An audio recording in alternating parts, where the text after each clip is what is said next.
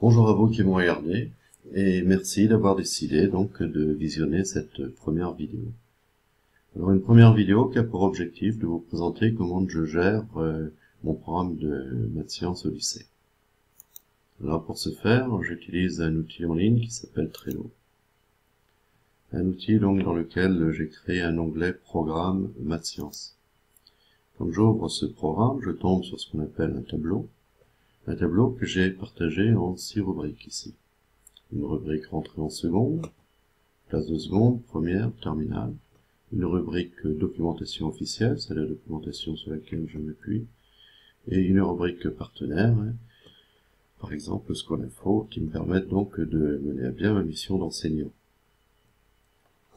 Je prends l'exemple de la classe de seconde. Cette classe de seconde, je l'ai partagée en 2 onglets, un onglet maths, un onglet sciences. J'ai fait la même chose en première, maths et sciences. Et en terminale, pareil. Dans chacun de ces onglets, j'ai tout simplement listé les savoirs que l'élève doit acquérir, savoirs ou compétences que l'élève doit acquérir durant son année scolaire. Bien entendu, cette liste de compétences à acquérir proviennent de mon BO, de mon référentiel.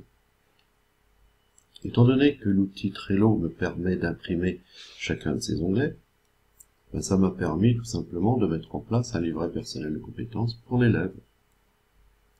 C'est-à-dire qu'à l'issue de chacune de mes évaluations, l'élève va pouvoir cocher les compétences qu'il a acquises. Et donc de mettre en évidence ce qui lui reste à acquérir. Ça lui permet aussi de mettre en évidence ses progrès. La première rubrique ici, rentrée en seconde, on voit qu'elle est verte. Oui, parce que là, j'ai considéré 20 connaissances. 20 connaissances que l'élève doit avoir acquis durant sa formation au collège pour ne pas se retrouver avec des lacunes au lycée.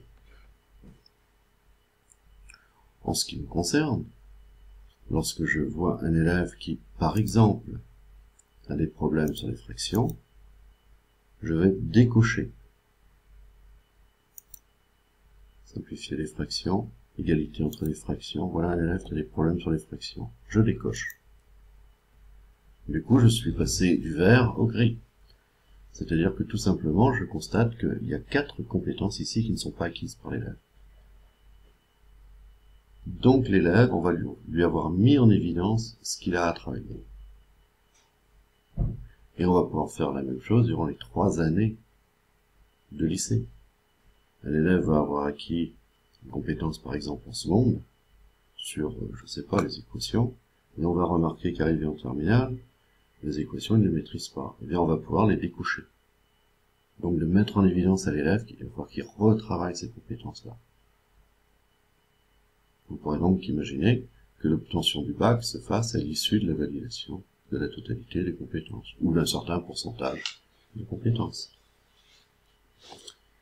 Alors, dans cette première vidéo, il n'y a rien d'exceptionnel.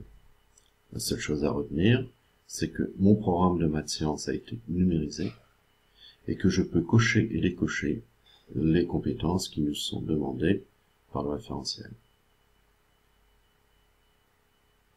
En plus, une fois que j'ai numérisé tout ça, je vais pouvoir les réexploiter dans la gestion de mes élèves, donc dans la vidéo numéro 2, que je vous invite à visionner.